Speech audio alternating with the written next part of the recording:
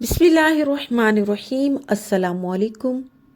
میرا آج کا ٹاپک ہے ذہنی تناؤ سے نجات کیسے ممکن ہے۔ ویڈیو بڑی تفصیل کے ساتھ آپ کے ساتھ شیئر کروں گی، اینڈ تک لازمی دیکھیے گا۔ ویڈیو میں آگے بڑھنے سے پہلے جلدی سے چینل کو سبسکرائب کرنا ہرگز نہ بھولیں۔ فی زمانہ ذہنی تناؤ ایک وبائی بیماری کی طرح عام ہے۔ اعلیٰ معیاری زندگی گزارنے کا شوق، عیش و آسائش کے بے انتہا نئے لوازمات کا بازار میں آنا اور ان کے حصول کے لیے انتھک جسمانی و ذہنی کاوش اور کوشش نے انسانی زندگی کو مشینری بنا کے رکھ دیا ہے۔ ان حالات میں انسان ایک جانب فطرت سے دور ہو گیا ہے تو دوسری جانب ایسی بھاگتی دوڑتی زندگی گزار رہا ہے جس میں نہ تو جسمانی آرام ہے اور نہ ذہنی آسودگی۔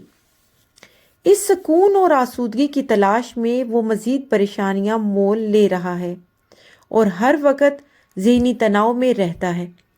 اس کے لیے نشیلی دواؤں کا استعمال اور شراب کا استعمال کر رہا ہے، لیکن سکون سے محروم ہے۔ حالات، وقت اور سماجی معاشرتی ڈھانچے کے بدل جانے سے انداز زندگی اور طرز رہائش میں بھی تبدیلی آئی ہے۔ انداز فکر کی تبدیلی نے قلب کا سکون، دل کا چین، ذہنی آسودگی اور جسمانی آرام بھی چھین لیا ہے۔ مقابلاتی زندگی میں بہتر سے بہتر کرنے اور زیادہ سے زیادہ عیش و آرام حاصل کرنے کی فکر میں انسان نے بے انتہا پریشانیاں مول لے لی ہیں۔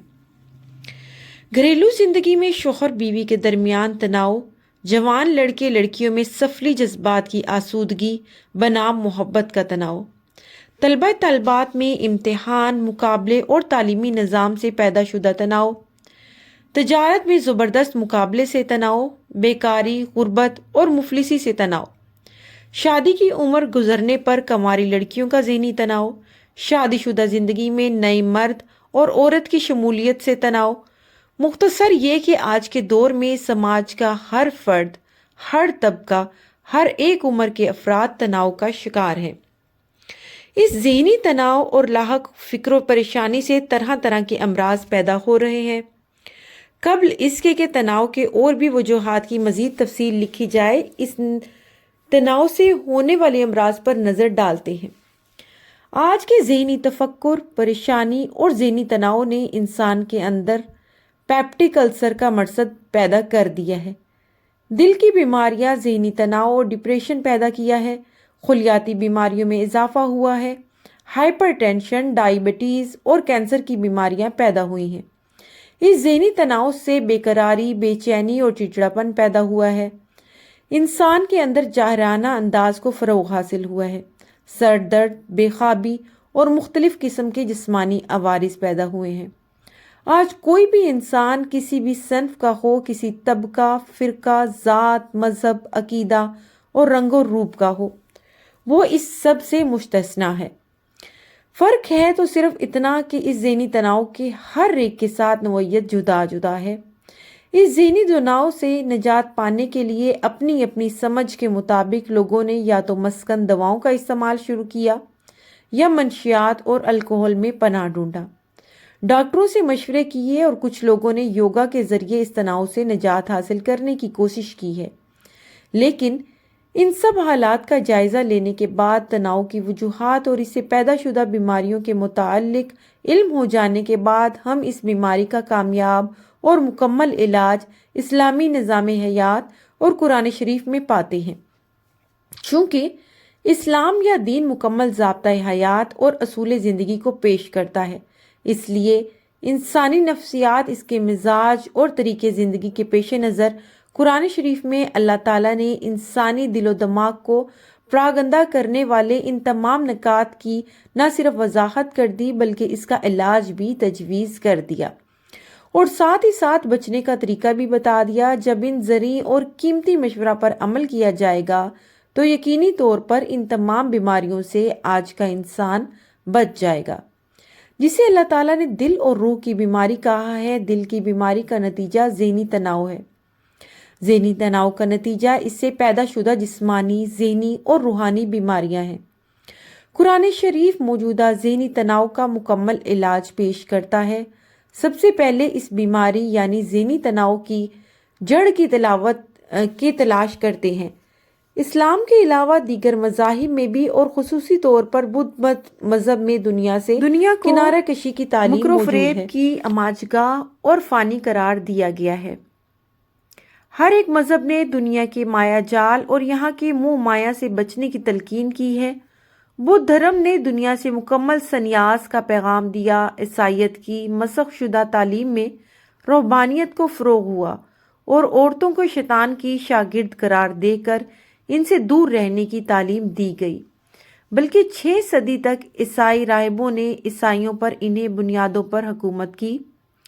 ہندو دھرم میں عورت کو سیکس سمبل تسلیم کیا گیا اور اس کی حیثیت جنسی خواہش پورے کرنے کا ایک ذریعے کی ہی رہی اور اسے تاڑنن کا ادھیاکاری قرار دیا گیا، لیکن اسلام نے زندگی کو زندگی کی طرح گزارنے کا پیغام دیا، دنیا کو دارالقرار بنایا اور واضح طور پر 2 باتیں بتائیں۔ اول یہ کہ زندگی مختصر اور فانی ہے، دیگر یہ کہ ہر عمل کا حساب یوم حشر میں دینا ہے، جو قائم کیا جائے گا اور روز سزا جزا قائم ہوگا۔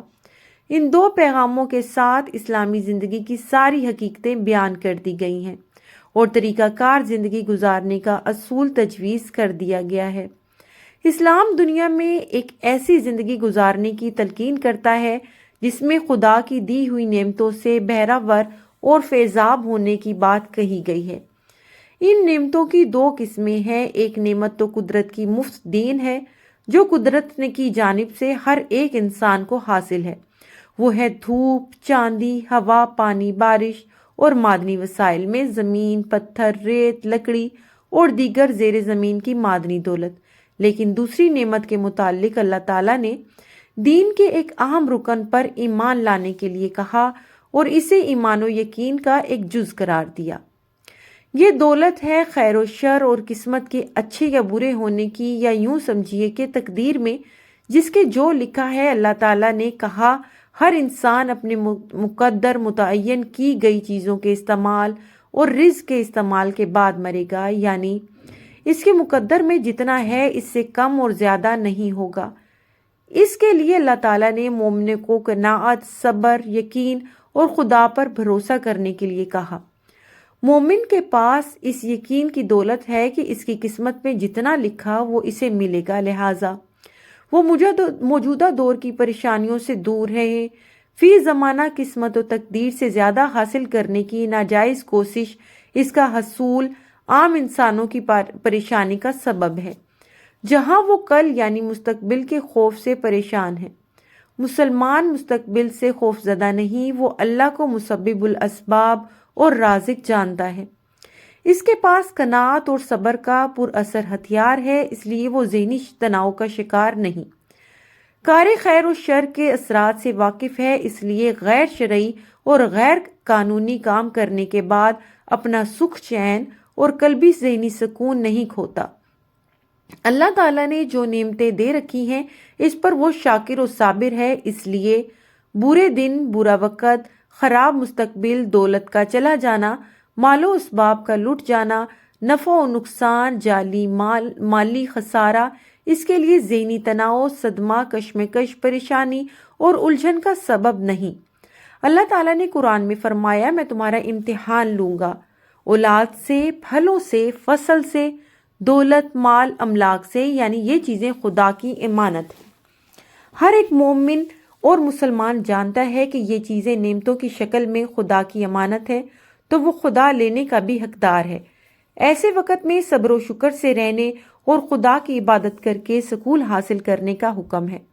ظاہر ہے جب قسمت پر شاکر رہنا ہے، صبر کرنا ہے اور جو ہے اس کا شکر ادا کرنا ہے، تو پھر پریشانی، ذہنی تفکر، فکر، تناؤ اور الجھن، گھبراہٹ اس کے لیے کوئی معنی نہیں رکھتا۔ اسی طرح قرآن میں فرمان الہی کے تحت وہ 2 اہم مسائل کا حل پیش کر دیا گیا ہے جس نے آج کے انسان کو ذہنی تناؤ، فکر، الجھن، پریشانیوں میں مبتلا کر رکھا ہے اور جس کی وجہ سے وہ مختلف قسم کی بیماریوں کا شکار ہو رہا ہے۔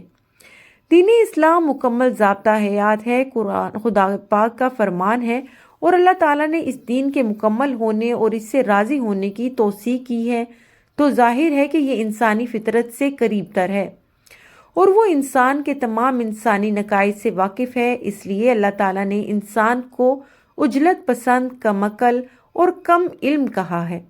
جلد گھبرا جانا اور پریشان ہونا انسانی فطرت میں شامل ہے۔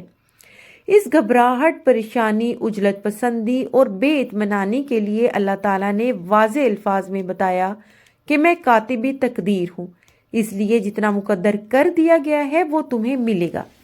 اس کے لیے صبر و شکر، استقلال کے ساتھ رہنے اور خدا سے مانگنے اور طلب کرنے کا حکم دیا گیا۔ کسی بھی مسلمان کے لیے قسمت پر شاکر رہنا لازمی ہے، اس سے وہ لالچ، حرص و طمع اور زیادہ کی طلب نہیں کرے گا، اس کے لیے لا یعنی حصول کی کوشش نہیں کرے گا اور اس سلسلے میں ذہنی تفکر، پریشانی، تناؤ اور الجھنوں کا شکار نہیں ہوگا۔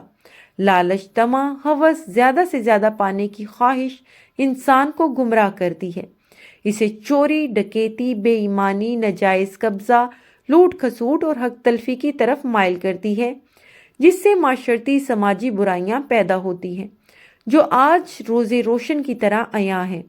اللہ تعالیٰ نے ان چیزوں کو دل کی بیماری بتایا ہے جس سے بغض، حسد، نفرت، کینہ، ظلم و جبر و استبداد، قتل، خونریزی پیدا ہوتی ہے۔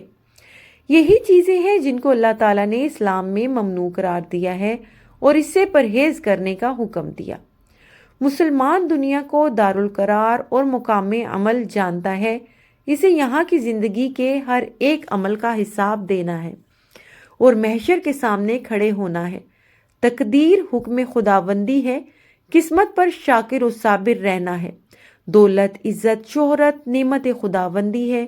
مسلمانوں کے دولت کی تقسیم کا طریقہ کار بتا دیا گیا ہے، متحققین تک اسے پہنچانا ہے، اس کا حساب دینا ہے۔ اس لیے مسلمانوں کو دولت کی حفاظت کے لیے قلبی سکون کھونے کی کوئی وجہ نہیں، ذہنی آسودگی ختم ہونے کا کوئی احتمال نہیں ہے۔ جو لوگ احکام الہی کے تابع نہیں، اس کے حکم پر چلنے والے نہیں، اس کے بتائے گئے صراط مستقیم سے بھٹک گئے ہیں، اللہ تعالیٰ نے کہا کہ میں ان کے اعمال کی بنا پر ان کے قلب پر مہر لگا دیتا ہوں، پھر وہ حق سے، سچائی سے روگردانی کرنے کی سزا پائیں گے۔ یہ بیماریاں، یہ تناؤ، یہ پریشانی، یہ دنیاوی عذاب ہیں، اس سے بڑا عذاب یوم حشر کے بعد پیش آئے گا۔ خدا مسلمانوں کو اس دنیاوی عذاب سے بچائے اور اخروی عذاب سے نجات عطا فرمائے، آمین۔ موجودہ دور کے ذہنی تناؤ اور اس سے پیدا شدہ بیماریوں کے لیے واضح طور پر دو اسباب ہیں، اول خوف، دوسرا باطنی کشمکش۔ خوف انسان کا پیدا کردہ نفسیاتی رد عمل ہے جو کبھی بے معنی اور کبھی بامعنی ہو سکتا ہے، لیکن انجانی چیزوں سے خوف، انجانا خوف، انہونی کا خوف انسانی دماغ کی پیداوار ہے۔ حالات پر قابو نہیں پانے کا خوف، دولت ختم ہونے، تجارت میں نقصان، مستقبل کے خراب ہونے کا خوف ذہنی تناؤ کا سبب ہے۔ قرآن ان وجوہات کو نہیں مانتا اور ان سبھی پریشانیوں اور تناؤ کا علاج نماز و عبادت اور ذکر الہی کی صورت میں پیش کرتا ہے۔ باطنی کشمکش بھی ذہنی تناؤ کا سبب ہے۔ ان کردہ گناہوں کی سزا ہے جو انسان نے خود مول لیا ہے۔ بنیادی طور پر ہر ایک انسان نیک فطرت اور صالح ذہن کے ساتھ پیدا کیا گیا، لیکن مذہب، ذات، طبقہ، سماج اور معاشرہ، طرز رہائش اور خود تحصیل کردہ برائیوں کی وجہ سے دل اور دماغ میں پیدا ہوئے کشمکش اور اس سے پیدا شدہ تناؤ اسی غلط فیصلے، غلط عمل اور سچائی سے دوری کا نتیجہ ہے۔ یہ سچائی اور حقیقت سے دوری ہے۔ قرآن اس دوری اور حق ناشناسی کو دل کی بیماری کہتا ہے اور اس کا سبب جھوٹ اور فریب کو قرار دیتا ہے۔ وہ جھوٹ جو اس نے سچ کو چھپانے کے لیے بولا یا اختیار کیا ہے، اور وہ فریب جو اس جھوٹ کی پردہ داری کے لیے کیا ہوا ہے۔ ان باتوں نے اسے ذہنی تناؤ میں رکھا ہے۔ اس کا علاج قرآن شریف میں حق کا اعلان، خدا کی وحدانیت پر یقین اور اس کے احکام کی فرما برداری ہے۔ اس کے بتائے گئے راستوں پر چلنا ہی اس کا علاج ہے، اس لیے کہ قرآن چند برائیوں سے بچنے کے لیے کہتا ہے جو دل کی بیماریاں ہیں۔ ان سے بچ کر دل کی تمام بیماریوں اور جسمانی عوارض سے بچا جا سکتا ہے۔ صبر حاصل ہوگا تو لالچ، طمع، ہوس اور ہرس نہیں ہوگا۔ قسمت پر شاکر ہوگا تو حق تلفی، چوری، ڈکیتی، بے ایمانی، لوٹ، نوچ کھسوٹ نہیں ہوگا، لالچ اور طمع نہیں ہوگا۔ تو کینہ، بغض، حسد، جلن، نفرت، قتل، خون ناحق، دوسروں پر جبر، ظلم و ستم نہیں ہوگا۔ جنہیں قرآن دل کی بیماریاں کہتا ہے، خدا پر یقین، قسمت پر یقین، حساب دینے کا علم، روزی سزا و جزا کی واقفیت، دنیا میں نیک کام کرنے کی جانب راغب کریں گے، خدا کی عبادت کی طرف مائل کریں گے تو دل و دماغ میں کشمکش نہیں ہوگا، ذہنی تناؤ اور دباؤ نہیں ہوگا، فکر و تردد سے پیدا ہونے والی بے چینی، بے سکونی اور قلب کی بے قراری نہیں ہوگی، جذباتی تغیرات کی بنا پر خون کے دوران میں اضافہ نہیں ہوگا، ہائی بلڈ پریشر نہیں ہوگا، اختلاج نہیں ہوگا، جسم میں کپ کپکی، تھڑ تھڑاہٹ، جسمانی اعضاء کے بھڑکنے کی بیماری نہیں ہوگی۔ یہ امراض صرف ذہنی و قلبی کشمکش کا نتیجہ ہیں۔ ان کا علاج قرآن پاک میں عبادت اور نماز ہے۔ ذکر الہی سے قلبی اور روحانی سکون حاصل ہوتا ہے۔ درگزر کرنے، معاف کرنے اور بدلہ نہیں لینے سے دل میں بغض، کینہ، نفرت، حسد، جلن، غصہ جیسی دل کی بیماریاں پیدا نہیں ہوتی۔ یہ خوف خدا سے، عبادت سے اور یقین سے پیدا ہوتا ہے۔